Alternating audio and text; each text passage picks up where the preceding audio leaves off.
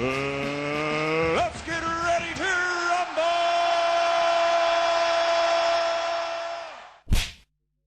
October 8th was the date. Catchweight, 156 pounds, between Conor Benn, welterweight contender, versus Chris Eubank Jr., middleweight contender.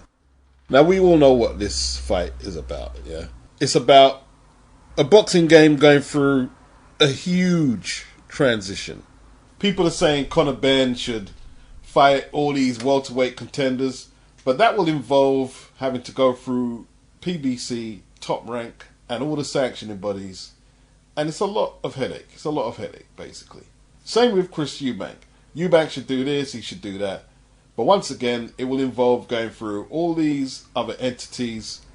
And the networks just are not into artist development anymore. This ain't the record industry in the 90s. You don't send demos no more. You send a finished product to the label right now. That's what you do. And basically, Eubank's had one fight on Sky against Liam Williams.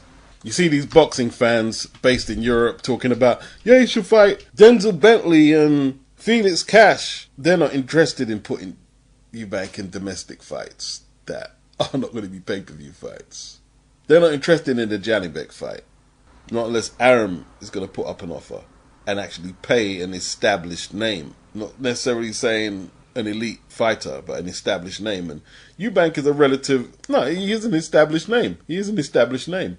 If you pay over the odds for a Eubank to face Janibek, you'll get a fight. But until then, Janibek needs to get his numbers up, and he's got no drawing power. And until he gets his numbers up, we're going to see Danny Dignam 4, Danny Dignam 5, and Danny Dignam 6, 7, and 8 until he gets his weight up. Eubank and Benn right now, I hear the rehydration clause is a stumbling block. It's going to be made at a catch weight of 156. If they can overcome this rehydration clause, it's basically a network fight as much as a boxing fight, because its winner takes the leverage tactics.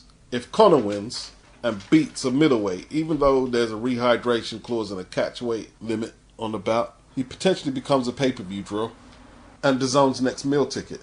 Same thing with Chris Eubank Jr. Does he get a lot of credit for beating a welterweight? Well, he may not get credit in terms of us assessing his ability, but he'll get a lot of notoriety if he knocks out Benn and does a clean job, or even if it's a war. If he beats Benn, he'll become more of a pantomime villain, I guess, and he'll have a target on his back. And Sky won't mind that. They may be able to lure some of the big names over to their platform to fight Chris Eubank on pay-per-view. Who knows? The fact that Sky and DAZN are prepared to work together on this project, what does it tell you? It tells you that Sky and DAZN have put a lot of money out there for little reward. And now, they're going to plan B. They're going to plan B. All the major players back in the day, from Don King to Frank Warren to Barry Hearn. I mean, I'm sure Eddie was a young boy who remembers the buzz and euphoria around the rivalry between the likes of Eubank, Benn, Michael Watson. Don King got the rematch between the dads on Showtime, and Frank had an assist in that, even though Hearn is the official promoter for that fight. And Hearn promoted the first fight too. The dads were doing huge numbers at Old Trafford. The television numbers, although a little different to the proliferation of Freeview channels today, the television numbers back then were ridiculous. And like I say, it's plan B. Before Sky put Brooke and Khan on, a lot of people were saying, it's past the sell by date, I'm not going to watch it now. 600,000 pay-per-views sold out the arena in Manchester. Hardcore boxing purists, whatever. I have no regrets purchasing my pay-per-view for that. The rest of the card was tosh, but the main event was worth the wait. Right now, it's not about me complaining that they should be trying to get title fights or fight the contenders in their weight classes and not bothering with that. It's not about that. It's about Sky and DAZN overcoming this rehydration clause or whatever else they need to fix. It's about them getting it over the line and put it out there and selling it. The bottom line is promoters have to get back to the job of promoting, because at the end of the day, if what you and I want doesn't match up with what they know is going to sell, we have an option to either illegally stream it, not watch it, or maybe buy a ticket or maybe buy the pay-per-view or buy the subscription. It's as simple as that. Both Sky and DAZN want pay-per-view stars. That's why this fight is happening. Simple.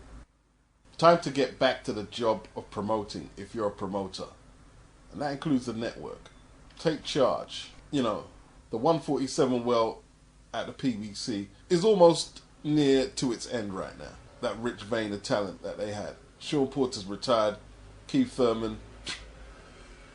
Danny Garcia moved up to 154. So now you'll hear PBC fans and PBC media talking about how big a Crawford and Spence fight will be.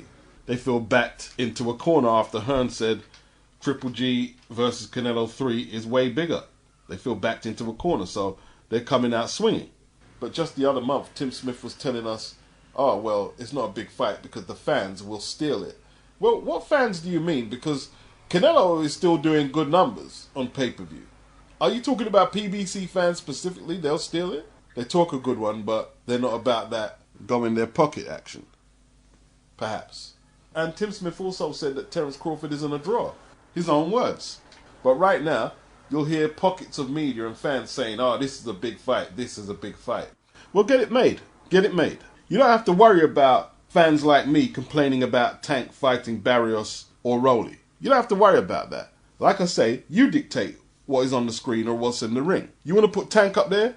Me personally, if I was living across the pond, I wouldn't purchase it. But you can put whatever you want out. If you're saying Crawford and Spence is a good fight, it needs to be announced in the next couple of weeks. It's as simple as that. If you're saying Crawford and Spence is big, put it out. Put it out. Because when you're arguing that Triple G and Canelo is an irrelevant fight, well, it's signed, sealed to go. Signed, sealed to go. I heard someone arguing that Spence and Crawford is bigger than Usyk versus Joshua. And it gets to the point where people think, oh, you're just talking up Joshua. You like talking up Joshua. Well, if I start talking about his site fees that he's attracting, gate receipts, pay-per-view revenue, etc., and putting fights together that are generating millions, then yeah, you're going to call me a fanboy, but it's the truth. Why is it no one backing Spence and Crawford so they can get the purses sorted out, the venue, location and date, and let's get it on and let's have a party? Ain't you sick of all this damage control leverage tactics? Our fight's bigger, this is... Forget all that. Get it done. Get it done. If it's so lucrative, you're going to make money. Get it done. Or both Spence and Crawford should go their separate ways and get on with their careers. I'm not here to start boosting up Anthony Joshua's finances. I want to see Crawford versus Spence as much as any American. Get it done. Fuck if I give a fuck if it's better, bigger than Usyk or Joshua. I don't care. Get it done. All I hear from whoever represents the PBC is, oh, these numbers, we do great numbers. That don't make sense. You don't do big numbers. Why are you trying to make a fight with our fighters? Why don't you make a fight with him and him and him, but anyone else but our fighter? Get fights made. Get fights made. I want to see Crawford versus Spence. I want to see Triple G versus Canelo 3. I want to see Usyk versus Joshua. I want to see all the fights. I want to see all of them. I'm a boxing fan who wants to see good fights. Can you deliver? Where does that come into it again? The simplicity of it all. I was saying on Twitter, I think a lot of the promoters, I'm going to have to say with the PBC, have given up on the art or the skill of promotion. In fact, do they have any real promoters over there? By the clinical definition of the job description. They've given up. Robert HELENIUS is getting lawyered up. He won a final eliminator early 2020 on the Fury Wilder 2 undercard when he stopped Adam Karanaki. Daniel Dubois beat Trevor Brandt just the other month, this year, for the interim WBA title, I believe it is. Here's what I don't get, yeah? They said they were going to do away with all them titles. But as you can see here, Daniel is still the lower tier title below Alexander Usyk. He jumps over Robert HELENIUS and is first in line via the WBA to get a crack at the winner of Alexander Usyk, Joshua 2. Doesn't seem fair. And as you can see there, HELENIUS is ranked number 2 behind Michael Hunter, who takes on Hughie Fury, ranked number 3. So who's to say he even gets a crack after Dubois? If Hunter cleans up Hughie Fury, surely he gets a crack over HELENIUS. That would just reinforce his number 1 position. And if Hughie wins, won't he jump over HELENIUS into the number 1 spot? Few scenarios. Usyk beats Joshua. Helenius is going to want his shot, because Tyson Fury has intimated that he won't fight Alexander Usyk. If Joshua wins, then you'll get the all-British showdown for Undisputed, and he's kind of perked up for that. And they're talking about Helenius versus Wilder. Well, if he's in the shake-up for the next shot, he's not going to risk it by fighting Wilder, so that's kind of put the Wilder fight in jeopardy, apparently. The biggest loser is Joe Joyce, who seems oblivious to it all for some reason. He stopped Daniel in 2022, November. But yet, Daniel has fought who? Bogdan Dinu and Trevor Brand, and has ended up ahead of Joyce in the world title stakes to get a title shot. Joyce was actually mandated by the WBO last year, shortly after beating Carlos Takam. That's, what, nearly a year before Daniel got his hands on Trevor Brand's interim title. And we know the WBA would take them bungs, so maybe Frank has helped Daniel out with that, but he certainly ain't helping Joe out. Not at all. Mike Coppinger sources. The WBA has denied Leo Santa Cruz's request for a special permit to fight Ray Vargas in a featherweight title unification, and instead ordered a fight between Leo Santa Cruz and Leigh Wood. Ray! Santa Cruz hasn't defended the 126-pound title since February 2019. Al Haymon won't be happy about that. He wanted to make an in-house fight with Ray Vargas, a unification. It's either Santa Cruz gives up the belt or the PBC go purse bids with MATCHROOM. What does Al Haymon do? Does he give up the belt or does he fight for it? And when I say fight for it, that means either work together with a PBC or go to a purse bid. Hey, the winner can fight Ray Vargas. Vargas ain't going nowhere for now. Hey, both the PBC and DAZN have got stock in the featherweight division. You know what they could do if they shared the pay-per-view? They could have Santa Cruz versus Wood, Josh Warrington versus Vargas. Maybe they could split the cards. Toss a coin. Heads, PBC get Warrington versus Vargas. Tails, DAZN get Santa Cruz versus Wood. There should be a satisfactory outcome for everyone on this one. There really should. More importantly, the fans. I mean, the nerve of Al Haymon and Santa Cruz to try and stall Leigh Wood and the rest of them WBA featherweight challengers any longer than they have. The nerve of that. I'm surprised the WBA did the right thing, and it gets better and better. Leo Santa Cruz has 24 hours to accept that fight with Leigh Wood. 24. This is not the first time that Broner has started barking at Al Haymon on social media posts and then has to retract the comment and apologise. He was upset that he had a virtual press conference saying they would have had an actual one if they gave a fuck about him. They wouldn't do this to Floyd Mayweather. Floyd Mayweather's retired, man. And all this living his career through what he thinks Floyd would deserve or what Floyd does is tiring. It's boring. This is basically a layup fight, yeah? His opponent, Omar Figueroa, is coming off 2 losses. Broner himself has won 2 from out of his last 5. So all the they wouldn't do this to Floyd shit has no relevance. No relevance at all. It's years now and years that he comes out with these bursts. Fuck Al Haymon, this Al Haymon. Why are you still fighting with him? I know Eddie wanted to work with him, but Eddie, you dodged a bullet. More hassle than what it's worth. This is what I'm saying about consistency, you know what I mean? And people who are very reactionary. You want to jump up and down about Conor Benn jumping up 1 weight and let's say 2 quarters, because it's going to be a catch weight, yeah? They're trying to get a catch weight and a rehydration clause. You want to make this big deal. What if Conor gets hurt? Oh, this is bad for boxing. But nobody is saying anything about Kid Galahad, who got knocked out brutally in his last fight, losing his IBF featherweight title to Kiko Martinez, jumping up 2 weight classes to fight the IBO champion Maxi Hughes. No catch weight, no rehydration clause. So if you're not consistent and you just jump on the headlines and you are a reactionary, basically, this channel doesn't work for you. You're out of place here. Some people are wondering, why am I a little more aggressive, let's say, when I'm approaching these subjects? It's because there's a lot of people who are trying to make me look like some irrational guy who doesn't know what he's talking about. And I'm not just going to become obsolete when I know I'm bang on the money, consistent, and I've been doing this since I started the channel. I'm not no fake historian either, right? I wasn't around when there was 8 weight classes, but when there was 8 weight classes, jumping up from feather to lightweight was no big deal. Jumping up from welterweight to middleweight was no big deal. Sugar Ray Robinson did it. Henry Armstrong did it. Mickey Walker was a welterweight champion and went all the way up to heavy and fought Max Schmeling. This is actually a good fight for Kid Galahad. He would have been used to sparring heavier guys in a Winkerbank gym. Now, whether that's body sparring or not, you still got to cope with weight disadvantage.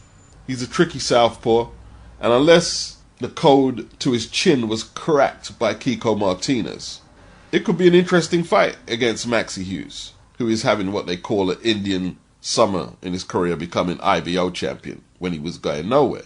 This is a big fight, a headliner. Now, Kid Galahad and Dominic Ingle, I'm assuming Dominic is still there. I believe they'll be approaching this fight like it's not Kid Galahad's chin they're worrying about. It's all the weight he had to cut to fight the likes of Martinez, and that he was dead at the weight. There are no chin issues. They'll be back to business against Maxi Hughes, who, in all truth, is just domestic level despite having an IBO strap. So they'll be telling us in press conferences, Dominic and Kid Galahad, that they expect to win this comfortably, that there's levels. Now, Maxi is 5'7", Kid Galahad is 5'6". I don't know what Maxi's reach is. Kid Galahad is a 67-inch reach. Maxi is a southpaw, which in itself won't create too much problems for a Winkerbank fighter. Galahad is a switch, orthodox and southpaw. Now, it's an all-Yorkshire showdown. Maxi comes from Rosington, and Kid Galahad comes from Sheffield. Maxi has 25 wins, 5 losses. 2 of them 5 he's lost by stoppage, 2 draws, and only 5 knockouts. So he's not a huge puncher. Kid Galahad has 28 wins, 2 losses. 1 of them losses was a controversial one to Josh Warrington for the IBF title, and the other one was the knockout defeat in his last fight to Kiko Martinez. No draws, 17 stoppages. Galahad has competed at the higher level in terms of opposition, be it at a lighter weight, and it could be a case of the 32-year-old Maxi coming into his own, perhaps, maybe improving, and Galahad declining enough that Maxi may be able to bridge the gap. Plus, he's the naturally bigger man. But then again, Galahad's experience and technique, and toughness, he's very tough, could well make light of the size difference, and it could be a one-sided schooling. It's an interesting one. Not that anyone really cares about the IBO belt. Galahad was dominating against Kiko Martinez. Martinez, I don't think, won a round until he found the finishing punches. If you go through Galahad's record and fights, there won't be many rounds you see him lose clearly. It's not nailed in yet. Still waiting a date and location. Jordan Thompson, another Matchroom fighter, he is now 13-0 with 11 stoppages. He hasn't visited the 3rd round since 2019. And at this stage here, he's punching too hard for that level there, where he's going to learn anything from the fights. Like a lighter hitter, they could get experience from some of the opponents he's been facing. But Jordan can't get that experience. They're just getting banged out easy. So he's going to take on Vasil Dukar from the Czech Republic for the IBF European Cruiserweight Championship. Now, Vasil doesn't have a flashy record. He has 11 wins, 10 knockouts, so he can bang himself, and he's got 5 losses, 1 draw. He took Mike Perez into the 10th round last year. He went the 10-round distance with Chris Billiam-Smith. He's tough, he hits hard, and it is a step up for Jordan. August the 6th, no big headliners on this card. Got Jordan, Dalton Smith, Campbell Hatton, Hopi Price, Johnny Fisher, Kieran Conway. Kieran Conway, is he pulling out of the Austin Ammo Williams fight on the Usyk Joshua undercard? It's basically a card to get the prospects a run out and some fight time and experience.